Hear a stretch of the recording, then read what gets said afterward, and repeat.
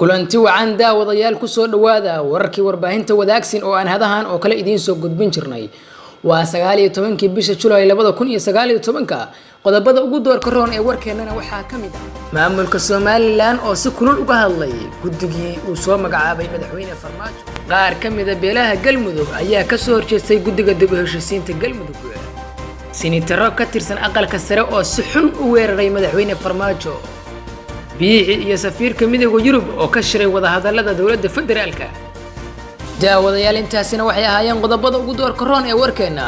intaana warka u gudagelin faahfaahintiisa fadlan daawada subscribe saara channelka gambalelkana daaro si ay ku soo gaaraan wararkii ugu dambeeyay haatana warkii oo fidsan maamulka Soomaaliland ayaa war ka soo saaray guddiga uu shalay magacaabay madaxweynaha Soomaaliya Farmaajo oo loo xil saaray wada hadalada Soomaaliya iyo Somaliland ayaa sheegtay in guud ahaan aysan aqbali doonin inay la fariisato guddiga uu soo magacaabay madaxweyne Farmaajo warka Somaliland ayaa sidaan u qornaa guddiga uu shalay magacaabay madaxweynaha Muqdisho nuxurka hawsha uu igmaday waxay ahayd labada qodob oo kala ah in xal waaro oo miro dhab ah laga gaaro talabashooyinka walaalahan Somaliland hadaba wada hadalada Somaliland iyo Soomaaliya waxay qabsoomi karaan kaliya marka ay Soomaaliya garwaaqsato in midnimadii labada dal ay burburtay 1991 ilaa maantana aynu nahay laba dal oo kala madax banaan muddo 28 sano ahna jaarnimo kaliya wadaaga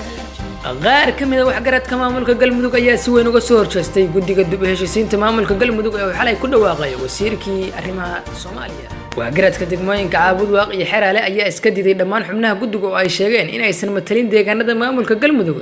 waxgaradku waxay sheegeen in ra'iisul wasaare Khayr uu ka baxay ballankii uu ka qaaday markii uu booqday deegaanada waqooyiga gobolka Galgaduud warka soo baxay waxgaradka ayaa lagu sheegay in aysan ka mid noqon doonin maamulka Galmudug ee uu dhisayo ra'iisul wasaare Khayr maadaama aysan ku qancin dadaalada dib u heshiisiinta madaxweyne biixi iyo safiirka midowga Yurub oo ka shiray wada hadalada dawladda federaalka madaxweyne biixi ayaa madaxtooyada Hargeysa waxa uu ku qaabilay wafdi uu horkacay safiirka midowga Yurub u qaabilsanaa arrimaha Soomaaliya biixi iyo Nicholas ayaa kulankooda waxa diiradda lagu saaray arrimaha ay kamid yihiin wada xaajoodida dawladda federaalka sida la sheegayna war saxaafadeed ka soo baxay xafiiska Muuse madaxweynuhu wuxuu cadeeyay danjiraha mowqifka xukuumaddiisa ee wada hadalada oo halkad ku jira tan iyo 2014 bayaanka ma uusan faahfaahin wuxuu yahay mowqifka balse wuxuu hore ugu dhawaaqay biixi in maamulku si diyaar u yahay wada hadal uu la galay xukuumadda fadhigeedu yahay Muqdisho kulankan ayaa wuxuu ku soo beegmaya iyadoo arbacadii uu madaxweyne Farmaajo u magacaabay guddi heer qaran ah kana kooban 6 xubnood oo ka shaqeynaya wada hadalada Somaliland ayaa waxay sheegatay madax banaani tan iyo 91 balse caalamka intiisa kale wuxuu u arkaa maamul goboleed hoostaga dawladda federaalka ah geesta kalena mas'uuliyiin ayaa waxay isla soo qaadeen doorashooyinka maamulka gooni istaaga si gaar ah tan baarlamaanka iyo waliba golayaasha deegaanka codbixintan oo 5 jeer dib u dhac u ka yimid ayaa lagu muransan yahay xilliga ay qabsoomi doonto iyadoo xisbiga mucaaradka ee wadani uu qaadacay waqtiga la mudeeyay sinataro ka tirsan aqalka sare ayaa eedayn u jeediyay madaxweyne Farmaajo senator Saciid Xasan Cusmaan oo kamid ah xildhibaanada golaha aqalka sare ee ka soo jeeda gobolka Sanaag ayaa ku eedeysay madaxweynaha Soomaaliya Farmaajo inuu colaad gaar u hayo beesha Sanaag isagoo u diidan awood qaysigii ay xaq u lahayd iyadoo warbaahinta kula hadashay magaalada Muqdisho ayay sheegtay inuu madaxweyne Farmaajo yahay qof qabyaalad yaqaan